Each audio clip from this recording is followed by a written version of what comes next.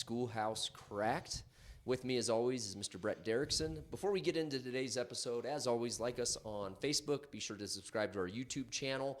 Download us on all your favorite podcast channels. And be sure to send us your thoughts, comments, and feedback at schoolhousecracked@gmail.com.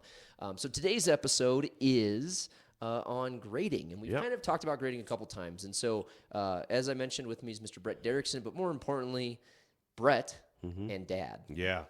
There's no separating me from this issue in regard to being a dad. With me here is Mr. Irreverent. It's my favorite thing, your favorite way of qualifying yourself. Oh, yeah, there we go. Yeah, Dr. Marcus Motor Chandler, who has clearly, obviously, worked his way through the top of the institution of learning and is still very skeptical about how we have determined what achievement is. So this should be an interesting little chat. Yeah, as somebody who, between the two of us, has received the most grades, or a lot of self-subjected pain and suffering through my multiple degrees and time in education, I've seen a lot of crazy shit go down in regard to grades I've received and even grades I've given. Yeah. And so I know something that we're seeing regularly, and we have an upcoming episode, folks, on college admissions, and so there's going to be some overlap here just in regard to grade. But I'm just going to throw out, there's two things I kind of want to talk about today. The first is going to be just grading practice, and the second is going to be grading inflation. Oh, excellent. So let's, your recent story you told me the other day, just regarding some grading experiences you had with your kids, it kind of got my gears turning. And in a previous episode, we talked about one of your sons, the grade he received for his block of cheese in ceramic class that I did not know was cheese. I thought it was a yellow triangle. I don't know. But you've got some recent things going on in your life as a dad, Brett, that has kind of raised the red flag for you as an educator in grading practice. Yeah, absolutely. We've talked about my children before. I've got a type A kid who unfortunately is not interested in school at all, although his school thinks that he is a high achiever. He hits well on all standardized tests, and he has all A's. And my comment for the school is he's not interested in any of his classes. Yep. Then I've got a middle child with ADHD. He seems to resemble one of his parents in particular. And I've resemble, or is it like a duplicate? It's pretty darn close. Okay. And then I've got a child pleaser or a people pleaser. In the eighth grade. Here's the point. My middle son goes to school because he's social and because he loves athletics. And he works hard and does well at school because my wife and I micromanage his life. No doubt about it for me that if I wasn't a heavily involved parent, my son would have very poor grades. What we deal with every semester, and a lot of families are going to relate to this, Marcus, I'm sure of it, is that if we let them slip for 2 seconds, we're having a major problem with grades. And every time we have that conversation, it comes down to the teacher this and me this, what has and what has not happened. Well, right now he has a class. I'm not even going to say the class. So just to clarify, there's very rarely a conversation around that where it's that, hey, I didn't address that learning standard, or I didn't hit that target, or I just don't understand the concept. It sounds like more often than not, it's just a matter of either the practice of actually grading or what was or was not submitted. 1,000%. This is, you just called me out so bad I feel actually awful about it. You don't even know what you did on that one. You basically called out somebody who on a daily basis goes into professional learning communities and in grade level meetings and makes sure that the main point of my job is to make learning relevant and assessment of learning viable. But in my own house, I don't ask any good questions about learning because I don't give a shit in my house. Like, I don't. Here's the fact, folks. I call it the transcript effect. I've called it the transcript effect for all time. I want my son in the particular class I'm talking about, and in every class, to be inspired by meaningful learning. But at the end of the day, shitty practices are not going to keep my son from his future. So the conversation and the dialogue is, did you do this? Did you turn this in? Did you... This is procedural. Yes. Compliance. Yes, absolutely. So I guess at that point, if I could come back to this context, Marcus, but the whole point is that even in the house of somebody who is doing an educational podcast, and my passion is for kind, caring, and relevant learning experiences. I don't have those conversations in my home. It's, did you do this? Did you turn this in? If you don't do this, if you don't turn this in, I'm taking this away. It has nothing to do with learning. Yeah. And so I didn't realize I was throwing a hand grenade at you. You did. And it hurt. It hit. But it's interesting because what you just said in regard to the distinction between compliance and procedure and actual learning. I was in a meeting with some colleagues a little while ago, and we were talking with the topic was students not attending, and mind you, this is like graduate students and undergraduate students at the collegiate level. Students not attending, having attendance issues, and like, what do we do? Do we create a grading policy where their grades are automatically reduced by a letter grade after 4 absences, for example, whatever? And I went back to something we'd talked about in school. Well, I don't necessarily need an attendance policy where I ding a student a whole letter grade for missing 4 classes. It should work itself out through the learning and assessment process. If you can pass my class having missed a quarter of my instruction, either I'm a shit teacher or I'm assessing you poorly. Yes. And so I didn't speak up at the time because it took me a while, and I had to go back to a conversation you and I had maybe 8 years ago. But I thought to myself, I don't have a grading policy in my classes, because if a student misses 4 of my classes on like clinical skill, I'm going to see they don't have that clinical skill when I observe them in a lab, and then their grade will reflect accordingly on a rubric. Marcus, there's no gray area there. I just have to underscore this. If students of any age group cannot engage in the learning experience and then perform at a high level, I mean, it is either one of those two things. You don't know how to assess them, or your teaching is like so weak and so poor and so mundane. There's no gray area there. Like, time on task is absolutely everything. I can't trick my mirror into like looking at my body differently. I either put the time in for the workouts and the nutrition, or I don't. It's absolutely no different. With the brain. So there's one of two problems: how they're being assessed or the quality of instruction. I just need to establish that as, like, you can't argue against it. Yeah, and so when you were talking about your experience with your son and focusing on just the policy, procedure, and compliance of the act of grading, it's something even I, as somebody who believes in the opposite of that, have to constantly remind myself of as an educator. So we, on both sides of the spectrum, as educators and as parents, we get hung up on just the policy, procedure, and practice of submitting something and receiving a grade. And the thing that always drove me nuts, and we've talked about this too, is giving a kid a grade when they actually have to read the feedback for improvement. The minute you put 82% in red on top of a paper, the kid's not going to read any of the feedback you gave them. Yeah.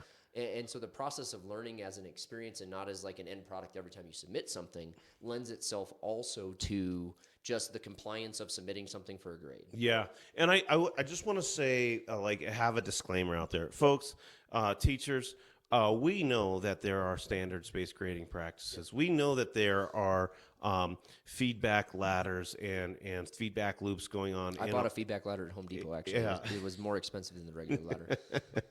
And you should get better at whatever you're doing on that ladder. But the point is that simply, we do know that there are some really great practices out there. But at the end of the day, we also know that it's super arbitrary. We make up things, like at my kids' school, like if they, in one of their subject areas, if they don't do well on an assessment, that they can go through some reteaching and then they can redo the assessment, but only for 70% maximum credit. And their thought process of the course is like, hey, the kids that worked hard enough or understood the concepts faster should get the highest grades. Well, that's very arbitrary. 70%. What study led you to that? How did you come up with that? And what if it did take a week longer for you to get some tutoring? Why does that change the amount of mastery that you saw on the second opportunity to assess the student? The whole point is, folks, let's just call it out. A whole lot of this stuff is made up. I think in one of our very first episodes, I told you about my buddy. It's like Whose Line Is It Anyway with Drew Carey. Yeah. It's like the points don't matter. Everything's made up. Nothing matters. Well, I remember I told this story on an earlier podcast about my Dutch buddy at the international school. Yeah. And every time I would make a comment in a meeting, he would give me a letter grade just to mock American grading. He'd be like, Brett, that was a really good comment. And I'd be like, thank you. And he'd be like, A+. And if I said something that he didn't agree with, he would give me a C or a D. But the whole point is that he was mocking just our entire quantifiable approach to learning. Yeah. I think of a class I just recently had. I teach one undergraduate class, and we were doing a clinical skill set in class. So in dyads and triads, students had to engage in an assessment, provide feedback, fill out an actual scaled score for intervention. And one of the students, and there were 5 activities, 4 feedbacks, and then a rating scale. So five activities. And basically it was either you're in class, you do the activity and you get the points, or you were absent and you don't get the points and you need to reschedule a time to practice that skill. Because ultimately I'm more interested in them practicing the skill and getting feedback from myself and from peers to increase their ability in that skill. Well, one student, he got a phone call and he got up and he missed one of the whole activities in his small group. And at the end of the class, he comes up to me. He's like, Dr. MC, I know I missed it. Do I need to make it up? What's going to be my grade? And I'm like, well, I'm not going to reschedule your entire triad for 1/5 of your activity. So your max score is now an 80%. Because in my head, and again, I just made this shit up. And this is as somebody who believes in like learning for growth. In my head, my mental heuristic defaulted to like 4 out of 5 is 80%. And you missed one of those 5, you get an 80% max. And then I just paused and I thought to myself, I was like, that was dumb. Yeah, as if all triads are exactly equal in their learning and their demonstration. Dumb. Yeah. And so ultimately the student sent all his stuff in and I evaluated him, and I think he ended up at like an 89%, which again was still relatively arbitrary, but I could actually map it to like completion of the activity in regard to skill development and reception of feedback. But yeah, that whole process, as somebody who believes in this, I still had this mental heuristic that was entirely arbitrary. Yeah. Well, let's just, this is absolutely without any data or fact, but I'll just say it though. So we're making it all up. Yeah. Let's just continue, like grading. Let's continue to make it all I'm up. going to go ahead and make up facts. It's really just, how I've processed the world. I think that so many of the really interesting stories of genius and innovation in our society have come from people who have been disenfranchised in their education. Absolutely. And so it really what does all A's tell us? Well, so in my house, what does all A's tell you about my children? Oh, so you're getting into my next topic I want to talk about is grade inflation. Yeah. And so it means that my oldest son, who I do love having intelligent conversations with, he just gets stuff done, and there's real professional skill there, and there's real value there. He is a deeply intelligent person. He is not any more deeply intelligent or interesting, or if I had to predict to do something highly impactful in the world, any greater than his younger brother or his younger sister. He's simply a type A first child, and he does his stuff so he gets rewards. He eats more carrots. The point is that you and I have known each other for a long time, and one of the games that we like, not games we like to play, but conversations we like to have, is like, who's going to be the person who does something really important and interesting in the world? And we never come down to the kid who just does all their assignments and shows up on time all the time. What we're really trying to do is hinge on those intangibles. I've even read several articles on it. Don't forget about the intangibles. Yep. Don't forget. We had a whole episode on soft skills. Yes, just don't soft skills. And don't forget to find a way to take those things that are hard to measure and just throw them into the measurements, because they do matter. Like a child should not be discouraged from the institution of learning because they're not following in your breadcrumb pathway, when they can skip a few steps and do something that matters. Absolutely. And I think this is where we fail in public education in regard to, we're always talking about getting kids ready for life after high school. The real world starts after high school. Well, in this case, I think like they are shocked when they get to the real world, because when you've created a system of just compliance for grades and as a result, grade inflation, I've got straight A's. It must mean I'm very smart. Well, depending on where you're at, that could just mean you turned your shit in. Yeah. And you weren't actually ever truly fully assessed on your content knowledge and ability to apply that information. But then you go into the workforce, and we know in any career field, just showing up and getting the task done does not set you apart from your peers. Ultimately, your pay raises and your promotions are based off of changing the game, doing something different, having leadership skill, not just showing up and clocking in and creating widgets. Yeah. You created your 400 widgets today. You get a promotion. No, it's like you created your 400 widgets and you innovated the way in which we build widgets. Yeah. And so those things are not translatable skills. And so that's why I've been kind of hung up on grade inflation for a long time. We know back when we were kids and even farther down the road, what was a C? And on a grading scale, what was a C? What was a C? Average. C was average. Bell right? curve. On a grading scale, C was average, meaning like right in the middle. Most people Of your peers, not according to any actual standard, but just right in the middle of your peers. It's right? average amongst your peers. Yeah. And then we moved away from that into focusing heavily on standards. Yeah. And so when you have a class, a British literature English class, and 88% of the students have an A, does that mean 88% of the students have met the standard? Does it mean 88% of the students are actually above their peers on a distribution? No.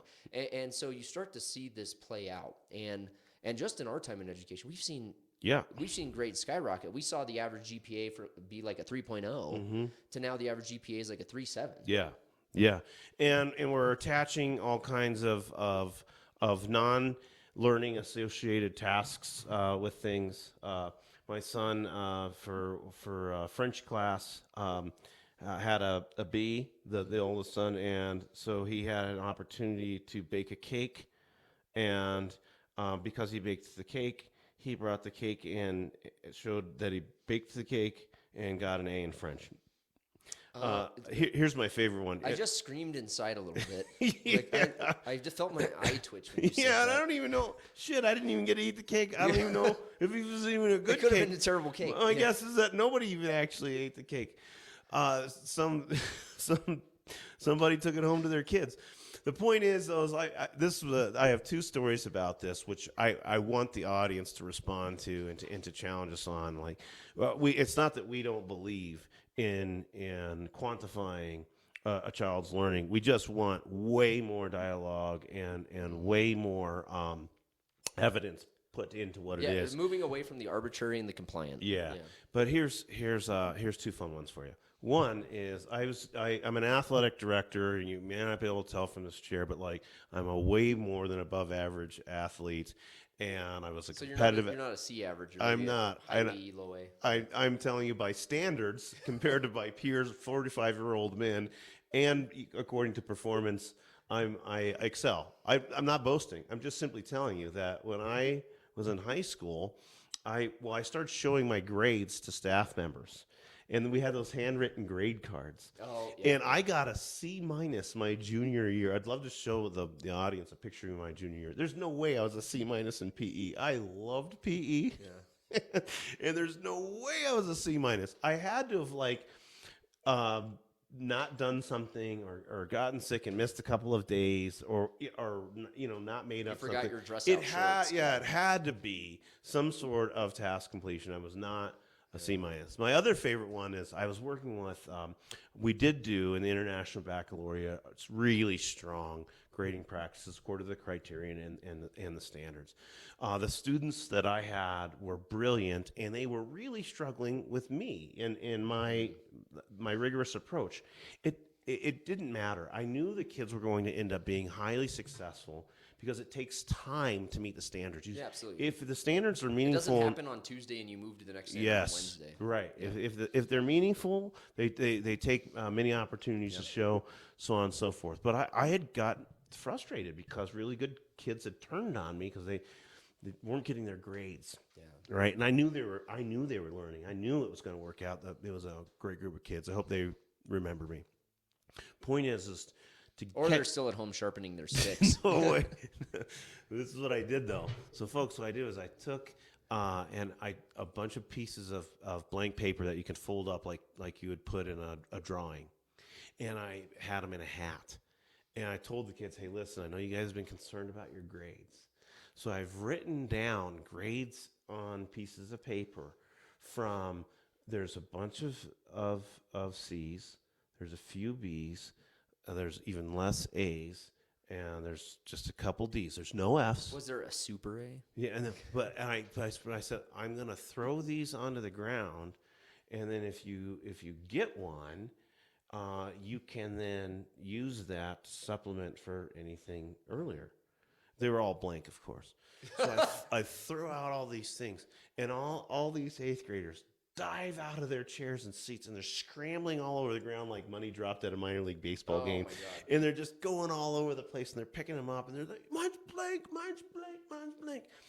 The whole point is that here I was with these young people who I really actually admired their approach to learning. Yeah. And I was super happy to be their teacher. And I had to tell them, look at what you just did. You didn't think at all about learning. You didn't trust you or myself. You didn't want to learn. It wasn't about what we were not doing well on. Like, and it goes back to your feedback comment. Like, let's just reestablish we're all on the same team. Right. That with focus and hard work and feedback, we're all going to achieve. And let's get away from like you did, the check boxes. Yeah, absolutely. Mm-hmm. So grade inflation is something that's kind of entrenched in American society at this point. Why don't you define it real fast for the audience? We have an upcoming episode on college admissions in college, but basically, when we talk about grade inflation, it means that what otherwise would be a B or a C in regard to attaining a standard or demonstrating learning or applying learning is now higher than, case in point, kids that get A's throughout all of high school. Or for example, we saw it in high school. Kids get A's all throughout middle school, and then they come to high school, or they come to college. And like, I was a straight A student in middle school, or I was a straight A student in high school.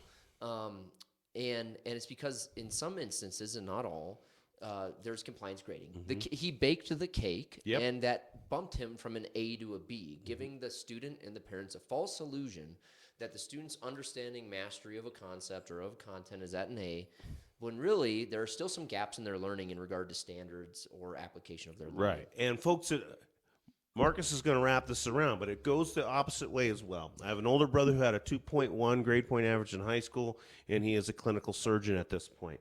So that it also can mean that you can master the content by not doing the different things, and you can show a much higher marker of knowledge without having really done much of the engagement. Yeah. So the inflation is on the high end. You do stuff and you get a high grade, and it makes it seem like you have mastery, or you don't do silly things, but you actually know the content just fine. Yeah. And so this, I don't think I've ever told you this, Brett. This is where my cynicism around grading started from, is in my undergraduate studies.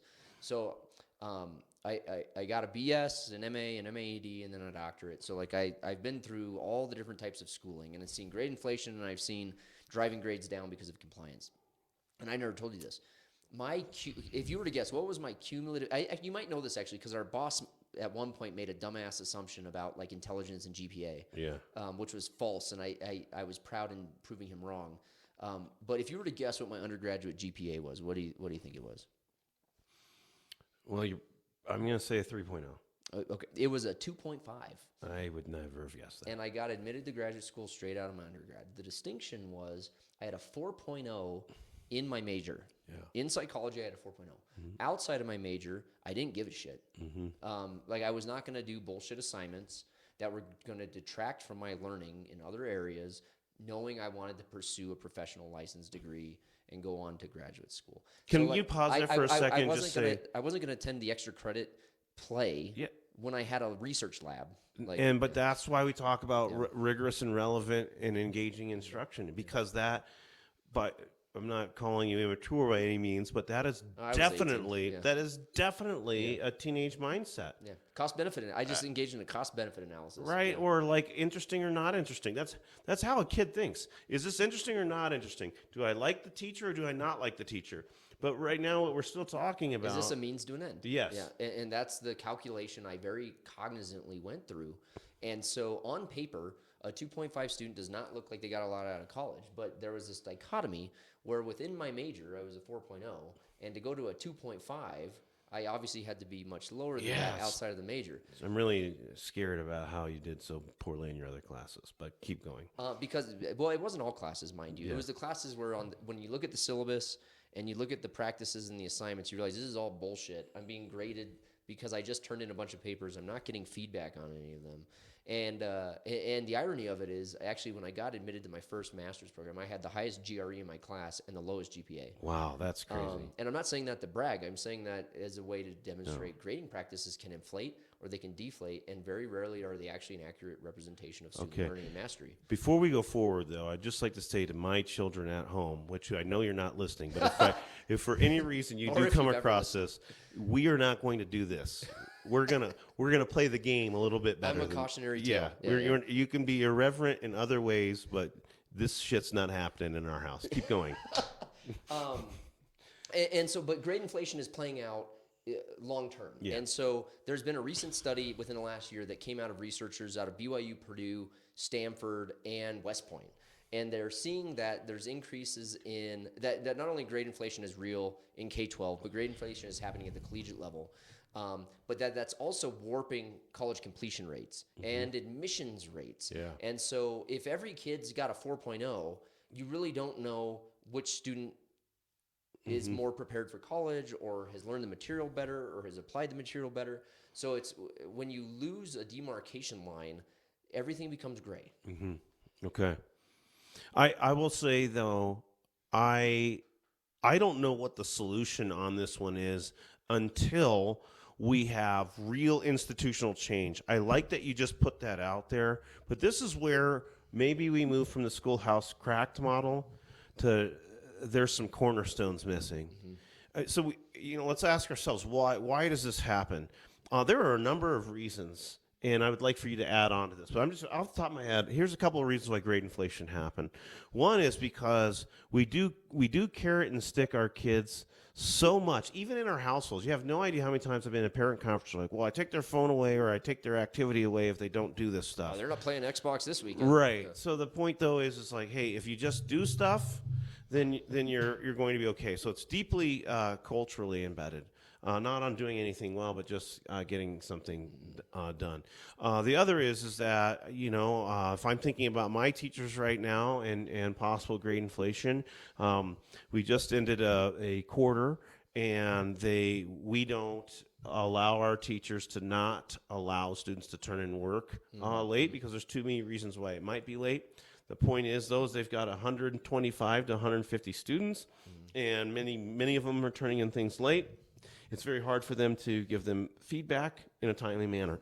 If you've ever been a teacher, grading is hard as hell. Yep. It's really absolutely hard. And the parents want to, my kid turned in the assignment yesterday. Why isn't it graded today? Yes. Yeah. It's tough. Yeah, absolutely. And if you're trying to engage in new material or exciting material, sometimes we don't really know what the standard is. If in the state of Colorado, when I read the economics, I dare you. If you're really watching this and you really have nothing to do, I dare you to look up the social studies standards for the Colorado Department of Education, look closely at the economics part of the standards in there, and then look at 7th grade. And that's not 7th grade curriculum or standards.